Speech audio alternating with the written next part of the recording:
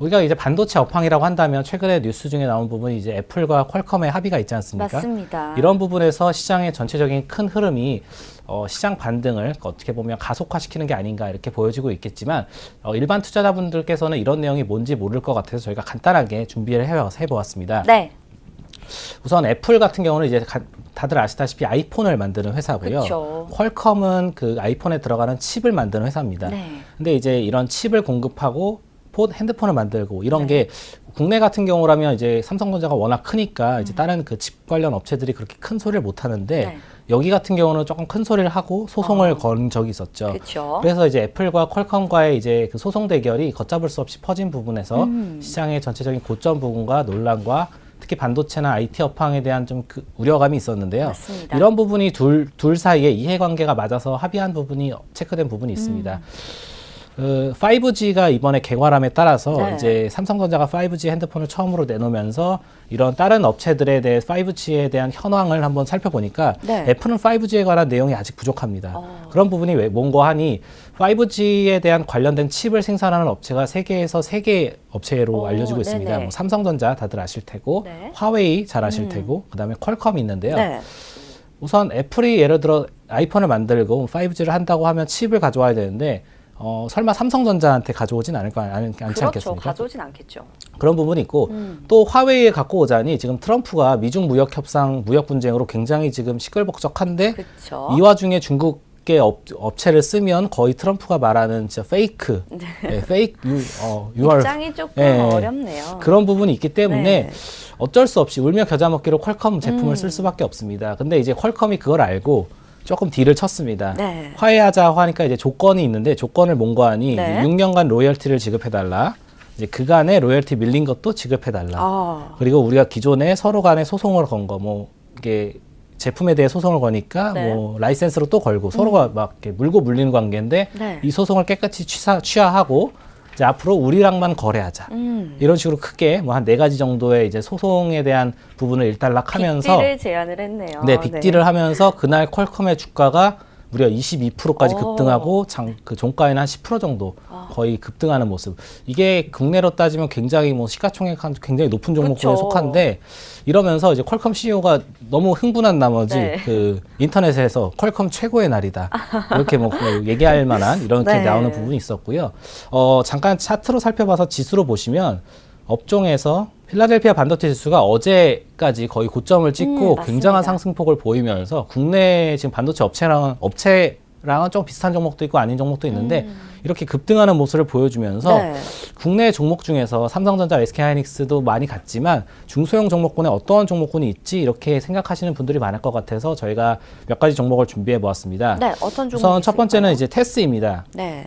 우선 좀 많이 올랐다고 볼 수 있겠지만 테스트 볼게요. 테스라고 하시면 이제 이게 3D 낸드라고 하는 그런 어. 메모리 반도체의 한 종류인데 네. 이게 전원이 꺼져도 데이터를 기억하기 때문에 스마트폰이나 일반 그런 다양한 IT 기기에 활용하는 그 제품이고요. 네.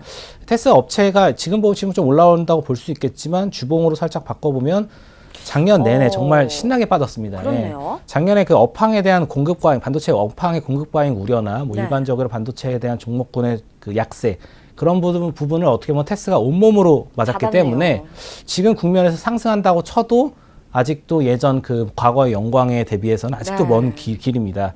또한 테스에 대해서 좀 중요하게 보는 죄송합니다. 중요하게 보는 이유 중에 하나가 네. 반도체 업황이 다시 회복한다고 하는데 그 업황의 회복을 하반기로 생각을 하고 있습니다. 네. 시장 국내 올해 하반기에 이제 업황이 다시 개선이 되고 예전처럼 돌아온다면 그 개선의 여파가 주가에 반영되는 거는 지금 1, 2분기에 반영이 될 거라고 보고 있기 때문에 네네. 지금 최근에 그 테스 관련해서 이런 업황들의 그 수급이 굉장히 좋아지고 있고 차트상으로도 굉장히 맥점이 잡히고 있는데요. 네.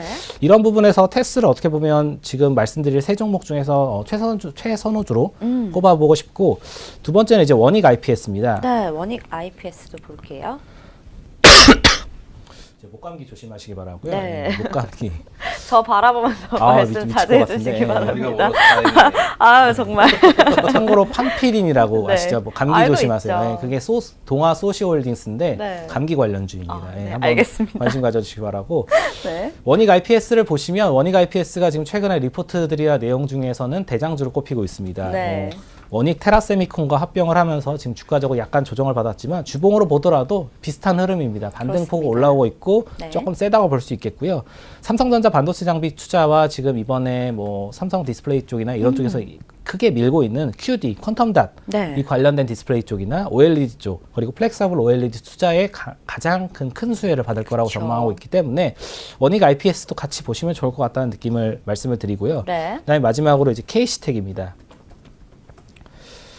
지금 주봉으로 말씀을 드리니까 이게 이제 많이 올라온 거 아닌가라고 볼 수 있겠지만 네. 아직까지 그 큰 흐름이 남아 있고요. 그쵸. 이것도 이제 하반기 투자가 회복되고 반도체 업황이 개선이 된다면 적정한 투자 시점은 지금이라고 보여지고 있고요. 네네. 특히 미세공정 장비 관련 업체로 KC텍이 굉장히 주목을 받는 이유 중에 하나가 CMP라는 그런 그 장비가 있습니다. CMP요. 이게 이제 공장이 이게 그 우리가 반도체를 하면 공장을 되게 미세 공정을 하지 않습니까? 그쵸. 그럴 때 그 공장 미세화에 필요한 이 장비라고 하는데 이게 어. 평탄화를 하는 겁니다. 이 판때기를 이제 잘 이렇게 평평하게 네. 하는 거고 반도체 웨이퍼를 연마하는 데 활용하는 장치로 CMP라는 부분이 있는데 네. 이걸 국산화에 성공한 유일한 업체이고 그런 기술력을 바탕으로 지금 최근에 반도체 업황의 반등에 힘입어서 시장 상승을 보여주고 있는데 최근에 많이 올라간 친구들에 비해서는 아직 조금 더디는 부분이 있습니다. 다만 이 반도체 업황에 대한 개괄, 특히 아마존이나 이런 구글 같은 큰 그 대형 IT 업체가 그 데이터 센터를 설립하는 걸 추가를 한다면 네. 어떻게 보면 큰 수혜를 받을 것이라고 보여지고 있고요.